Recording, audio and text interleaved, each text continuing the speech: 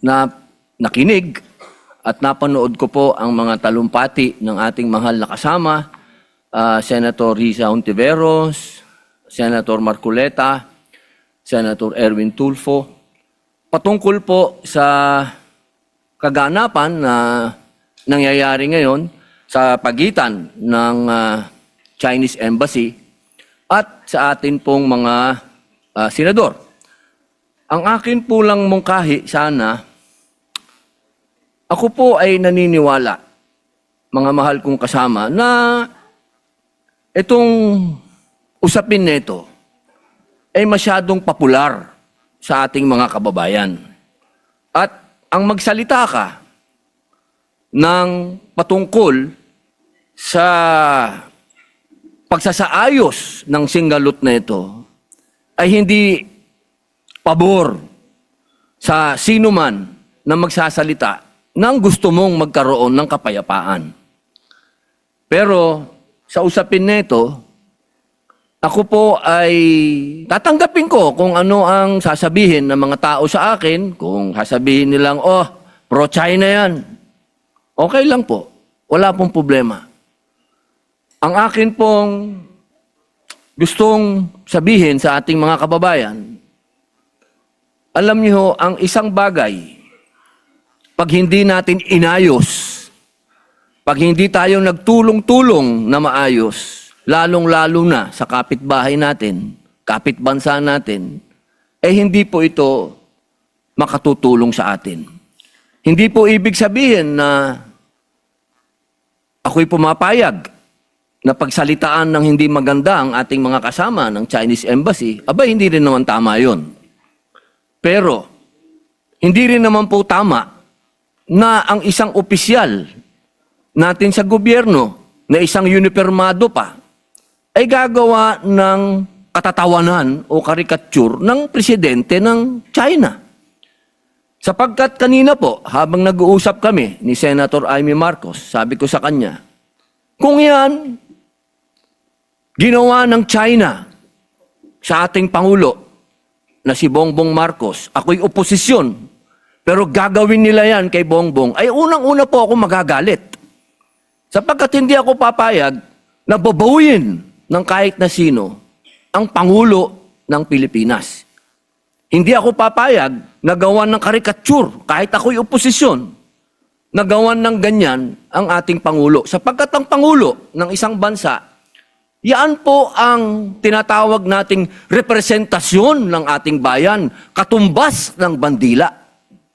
Kung ano ang tingin natin sa bandila, yan ang tingin natin sa Pangulo. Kaya, kung ano man po ang ginawa ni Admiral Tariela, ay pinakikiusapan ko po siya na huwag niya ulitin. Sapagkat, pag nambastos ka, eh babastusin ka rin talaga. Wala po tayong magagawa sapagkat duty ng kahit na sino na ipagtanggol ang kanilang Pangulo. Ang gusto ko lamang pong sabihin dito, aking mga kasama, tama po, naniniwala po ako na hindi makatwiran ang ginagawang pambobomba ng tubig sa ating mga mangingisda, sa ating Coast Guard. Pero matagal ko na rin sinabi na may budget naman ng Coast Guard, ba't di kayo bumili ng mas malakas na water cannon at gumanti kayo? Hindi naman po pwede na lagi tayo magpapaawa. At parehas naman kayong tinatawag natin tanod ng Coast Guard kayo pareho. Hindi naman kayo gray ship. Ang gray ship, yun ang military. Kapag hindi naman pwede yun. Yun ang tinatawag natin na escalation.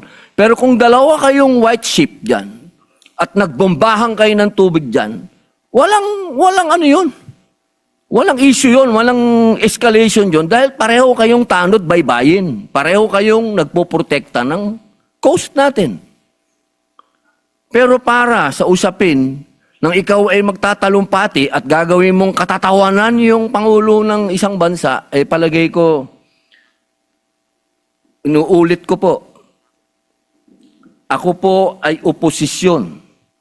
Pero kahit sinong gumawa niyan sa presidente ko, hindi ako papayag. Ako'y tatayo din at talagang makakatikim din sa akin yun ng mga salitang hindi niya makakain. Sapagkat sa akin, anuman ang political affiliation natin, pagdating sa Pangulo sa ibang bansa, iisa tayo. Solid dapat tayo, nakatayo dapat tayo sa Pangulo natin, pag-usapin na ng ibang bansa na. Kaya sana po, nakikiusap po ako sa Chinese Embassy at sa ating mga kasama na sana po ay matapos na ito, makapag-umpisa na po tayo ng magandang relasyon, pag-umpisahan natin ng pag-uusap, sapagkat, alam niyo po, meron din po tayong ibang mga kasinggalot. Tahimik nga lang tayo. Katulad po ng aking best friend sa Malaysia. Kasinggalot natin yan sa Sabah. Ilan ng Pilipinong naging stateless doon? Ilan ng Pilipinong dineport nila? Pero naging tahimik naman tayo. Wala naman akong naririnig. Kaya sana kung ano po yung ginagawa ng iba din sa atin, pantayan din natin. Alam nyo, masakit sa akin magsalita ng patungkol sa Malaysia dahil kapatid kong mga Muslim yan. Pero ini-example ko lang po sa inyo na meron din tayong problema sa ibang lugar na meron din ginagawang pang-aabuso din sa atin na hinihingi ko din na magsalita din kayo. At sana, bilang panghuling salita, alam nyo, nung kailan lang nakita kami ni General Torre. Ang tingin ko dyan sa taong yan, kaaway ko yan. Sa ginawa niya kay dating Pangulong Rodrigo Roa Duterte.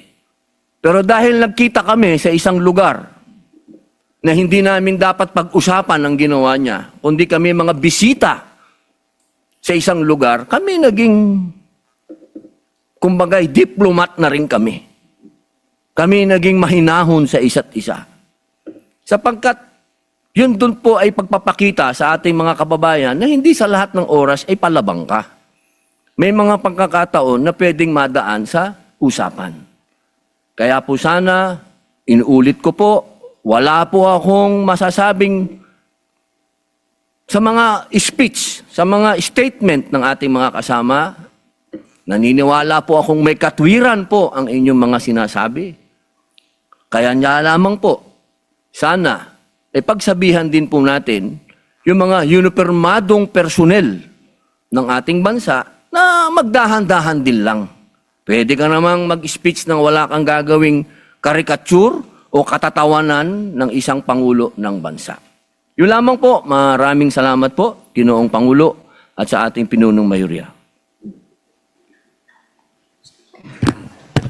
Majority Leader. Thank you, Mr. President. May we also recognize